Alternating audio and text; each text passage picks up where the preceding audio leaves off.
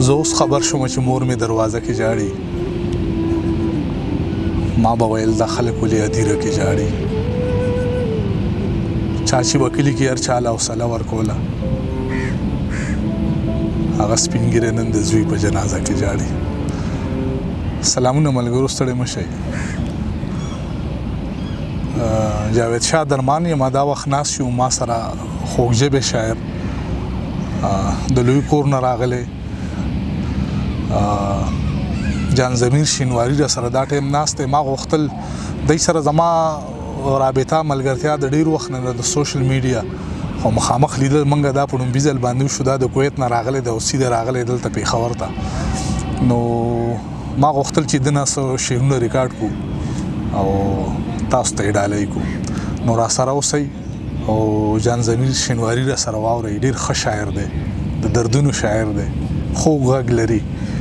ستاسو دا وخت په قیمتي شي انشاءالله سلامونه ملګرو ستړي مه شئ خدای دې وکړي روغ جوړ خوشحاله او آباد اوسئ ډېره مننه جاوید شاه درمان صاحب چې تر ما خوا راورسېدو او زه یې د دې ځای د دې شعرونو د دې ځای کېناستو جوګه وګڼلم نو زیاته مننه کوم درمان صاحب خوشحاله اوسئ یو دوه شعرونه چې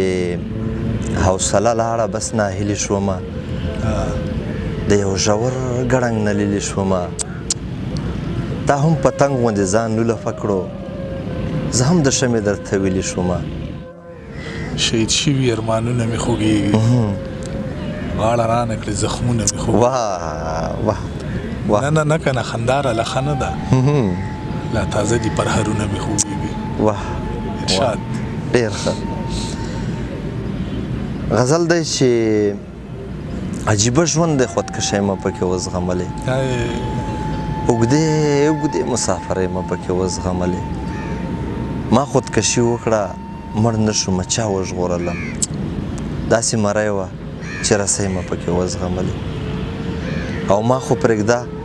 چې په سفر ځمه نو څنګه ژاړم د لیلا ګلې لور سلګۍ مه پکې وزغملې منمه ربو کې به لوړه تنخوا اخلم خو د جهنم غوندې ګرمۍ مه پکې وزغملې او پردي کارونه بلا ګران وي د زغملو نه وي د لاس تودې پولۍ مه پکې وزغملې او د یو سودخور سړي په پور کې راګیر شوی ومه سیرې ګریوان ماتې تڼۍ مه پکې وزغملې او زړه مې په مثل لکه وران افغانستان فقیره د ژوند تمامې بېوسۍ مه پکې وزغملې وجود کې مې زخمونه سړکې دي جانانه دردونه په ژړا دي کریکې دي جانانه امید لرم باور لرم چې ته به مې نصیب شي نیولې مې د خدای سره اړیکې دي جانانه مننه او حالونه چاته مه وایه اعتبار په چا ونه کړې د عشق پردې ورېخم غوندې باریکې دي جانانه او ولاکه پښتانه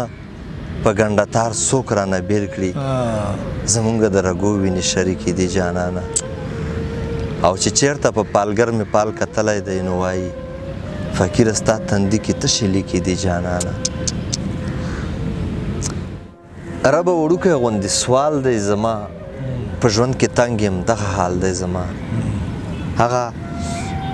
ربه وړوکی غوندې سوال دی زما او په ژوند کې تنګ یم دغه حال دی زما په شرابي ځوانۍ مې ظلم کړی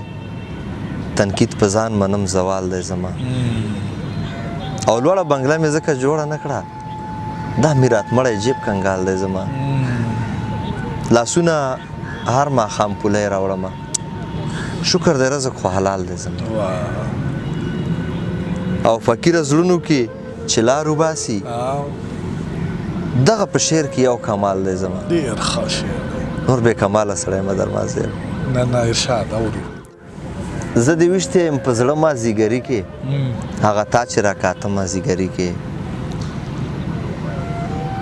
د هندارې د نظر ښکار څنګه نه شوې نیغول چې د باڼه مازدیګري کې او ملاقات څو دقیقې و خدای نظر شم خو رقیب به ودرېده مازدیګري کې